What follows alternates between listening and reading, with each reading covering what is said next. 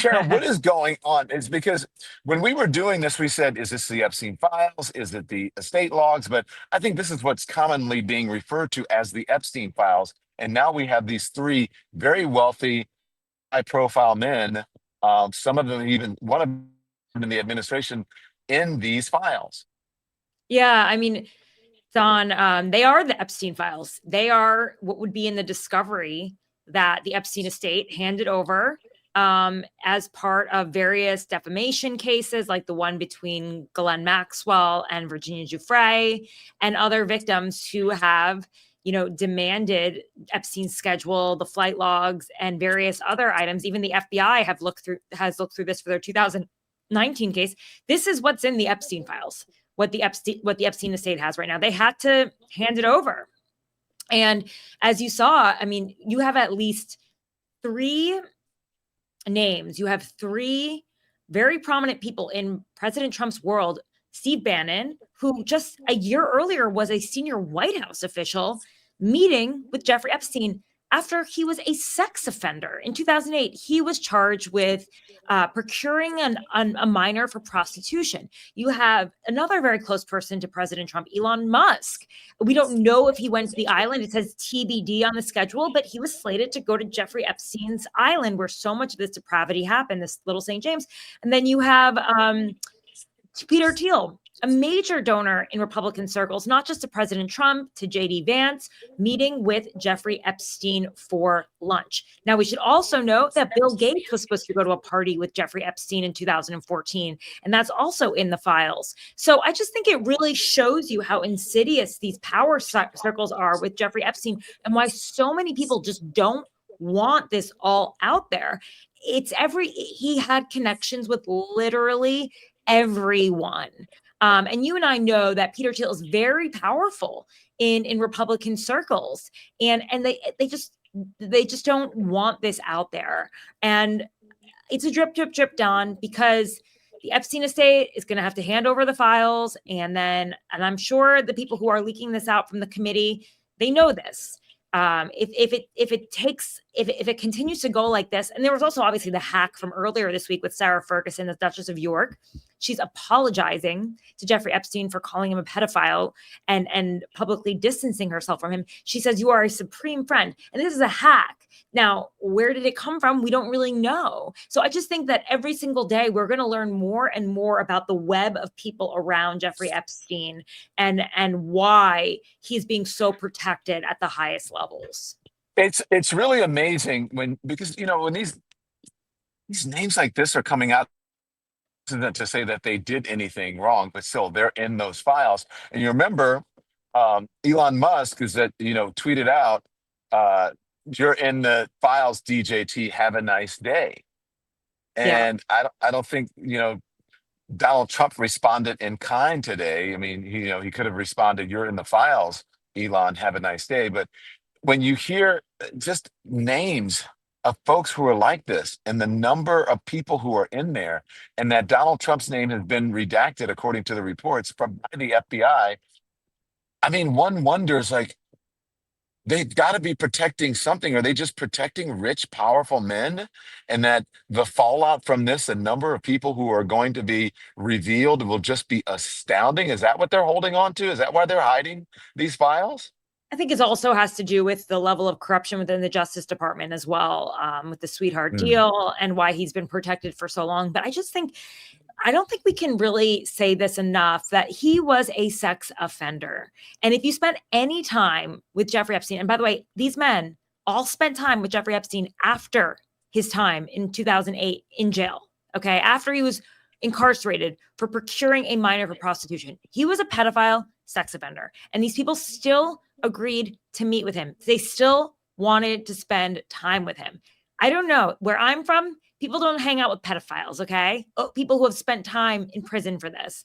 And yet they were fine with it. And I just think that we really can't forget that is a huge part of the story. And there's a lot of, social embarrassment, I think, that comes with having it known that you continue to speak with them. We don't even know what they were doing, by the way. But here's another thing. If you got on that Lolita Express, just the name alone should suggest what was going on. But if you got on that on that plane, you saw these flight attendants dressed very scantily. There was no secret that Jeffrey Epstein liked to be around young girls, even in President Trump's own words. This was not something he was hiding. When the police, when they went to his home in Palm Beach and they did a raid, they found pictures of girls lining the walls, just pictures of young girls all over the place. Yeah. So Well, go on. Sorry. it's so obvious. So it was like hiding in plain sight. There was no hiding, actually. It was just out there. And he had this reputation. So I don't know. I don't buy this whole, like, we didn't know who he was. Everybody knew who Jeffrey Epstein was. Yeah, but Tara, I mean, it's even beyond that. I mean, look at the birthday book and look at, what folks said and the pictures that were in there. It was like an open secret. Like it's not even a secret. They made fun of it. They thought it was Yeah. funny. If you, I mean, did they not? You saw the drawings and people were, made reference to him liking young girls. Yeah. I don't know. It would be impossible to be friends with Jeffrey Epstein and not know that this was a crucial part of his life. The guy openly bragged about wanting 3 orgasms a day. Okay. This was something he bragged about. He actually saw this as almost like a godlike quality that he had, that he was almost immune, untouchable. He could commit one of the worst sins, going after children, and still it's indefensible, and still have all of these people still wanting to be around him. I mean, he bragged about it. And in a lot of ways, they sort of groomed the elites into thinking that this was permissible, that this was normal behavior. And so, I don't think there was any hiding. There was no hiding who Jeffrey Epstein was. There are girls on the flight logs, including Virginia Giuffre, and she was 16, 15 at the time, 17. And I'm sorry, but like, when you're sitting next to a 16-year-old, you have to be thinking to yourself, this is somebody else's kid. And if you're not, I don't know what's wrong with you. Like, this is depravity. And this was happening. This is who Jeffrey Epstein was. Like, this is what he was about. It's like, this was Jeffrey Epstein's MO. So That's his thing. Yeah, that's his thing. That was his thing. I want to, because people are, are dropping in and tuning in because we're live. I want to play this so that folks will know what we're talking about and what just happened. The report, it is from Sky News, and it's a couple minutes long, and it's going to explain to you where we are right now. And then we're back with Tara for a reaction. Here it is. Elon Musk's name has appeared in files relating to Jeffrey Epstein, with reference to him potentially visiting the island that Epstein owned. The files have just been released by Democrats in Washington, and they also show Prince Andrew was listed as a passenger on the pedophile's private plane. Let's bring in our U.S. correspondent, David Blevins. David, what else do we know about this mention of Elon Musk in these files? Well, the Epstein estate has been gradually handing over documents to an oversight committee on Capitol Hill, and it is the latest batch of those documents that appear to suggest Elon Musk may have been a visitor to Epstein Island on December 6, 2014. An entry in what appears to be Epstein's daily schedule reads, "Reminder, Elon Musk to island, December 6. Is this still happening?" December 6, 2014, of course, is 6 years after Jeffrey Epstein was listed as a sex offender. We've reached out to Elon Musk for comment. He's not just the world's most wealthy man. He was, of course, a very prominent player in the early days of the Trump administration, leading the so-called Department of Government Efficiency, until the two men had a very public falling out in June, when, you may recall, Elon Musk alleged online that the administration was concealing the files and that Donald Trump was named in them. He later deleted that post, and after 3 months of estrangement, the two men were pictured together for the first time at the funeral of Charlie Kirk last weekend. The documents also show Prince Andrew listed as a passenger on Epstein's jet in May 2000. It's not the first time we've heard that. During the trial of Epstein's girlfriend, Ghislaine Maxwell, one of her accusers, who was 14 at the time, recalled being a passenger on that jet with Andrew. The Duke of York strenuously denies any wrongdoing. That was a pretty comprehensive report. And when it's laid out all like that, so concisely, it's bad. This is not good for any of them. Even it's bad just being associated, just having your name even in there as a possibility. You Well, know? Musk had pictures with Ghislaine Maxwell. This wasn't the first time that Elon Musk has come up in connection with the Jeffrey Epstein story, but I think the fact that he was willing to spend time in the island where so much of the depravity happened, like that rings a lot of bells and alarm bells. And I think that, we don't know if he went there, but the fact that it was TBD and he was considering going there, this is alarming. And Yeah. and it just shows you, I think literally everybody has a connection to Jeffrey Epstein in these really high circles. I just did some reporting on the deciding vote to not release the files. Senator Lisa Murkowski, she's a Republican from Alaska. And I have this on my TaraPalmeri.com Substack. It's my latest investigation. And she was a deciding vote, and everyone was sort of like wondering, why? Because Lisa Murkowski has been willing at times to buck President Trump, right, and to choose a more independent leaning path. And so my team and I, we looked into some tips by one of the survivors of Jeffrey Epstein, who just so happens to be from Alaska and really took it personally.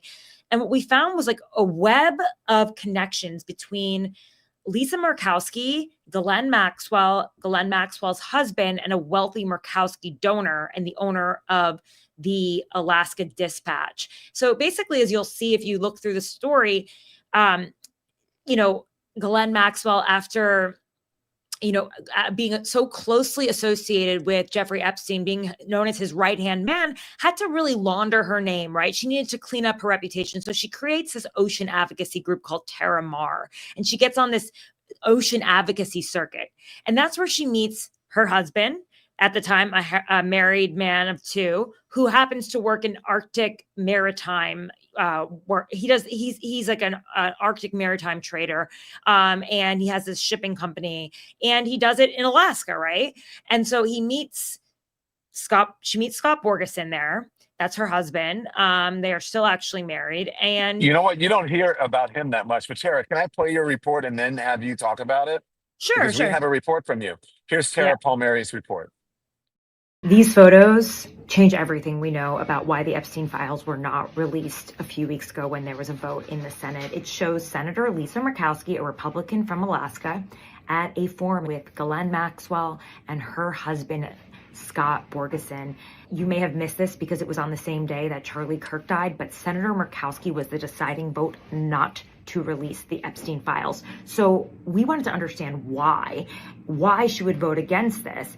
And we spent weeks finding out exactly what her connections were to Jeffrey Epstein. And what we found was a tangled web of connections in Alaska, the senator's home state. In fact, it all comes down to power and a series of meetings and events where they talked about the Arctic Circle, and they lobbied and tried to expand it, which would obviously help Alaska and Ghislaine Maxwell's husband, who was doing a lot of business, maritime business in the Arctic Circle. There's also a connection to a wealthy Murkowski donor, Alice Rogoff, who just so happened to be Ghislaine Maxwell's friend and the owner of the Alaska Dispatch. So how Ghislaine Maxwell and Epstein are connected to Murkowski just pretty much explains how Washington works and why these survivors have been waiting around for so many years for answers. And maybe this holds the key as to whether or not they'll finally get the answers. It certainly explains how insidious Epstein and Ghislaine Maxwell's connections were to power. So what are you saying there, Tara? Well, Was she doing a favor, just a payback for doing business with her husband? Like, what are you saying? Well, here's what we know. They were on the stage for these. Maxwell's husband and Lisa Murkowski have shared the stage multiple times together at various events promoting expanding the Arctic, right? Ghislaine Maxwell also shared the stage with Lisa Murkowski at one of these events. And this goes all the way to 2018. And so Ghislaine Maxwell is also very good friends with this Murkowski donor who her name is Alice Rogoff. And Alice Rogoff also just so happens to be the founder of these Arctic Circle forums that Lisa Murkowski and Glenn and Scott Borgeson had started attending almost every year together and speaking at. And so, I think, I can't say for certain why she wouldn't want this out there, but obviously it would be exposing to her friend, Alice Rogoff, if it was exposed how close she is to Ghislaine Maxwell, an influential donor, an influential person in Alaska. It may reveal, Ghislaine Maxwell's connections to Lisa Murkowski. And also, this man, Scott Borgeson, was doing a lot of business in her state.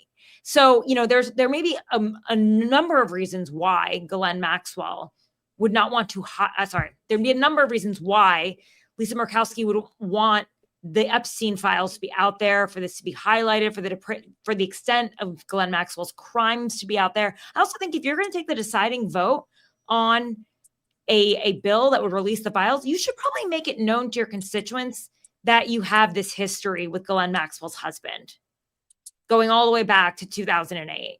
And that you have this history of business, that this person is investing in the state, and that you've been on stage with Ghislaine Maxwell, you've been at these international forums, that you have these connections to her. Thanks everyone for watching. Your support means the world to us. So make sure you hit the like button and you subscribe to our channel to make sure that you never ever miss a video. We're live every day, 10 a.m. Eastern time. We drop even more content at 2 p.m. Eastern and 5 p.m. Eastern. And if you want more Don Lemon Show content, we'd love for you to become a member of the Lemon community, where you will receive access to special community posts. You'll get exclusive content and members-only live shows. So head over to our channel page or click the join button on this video. Again, thank you for watching. We appreciate your love and your support, and we will see you next time.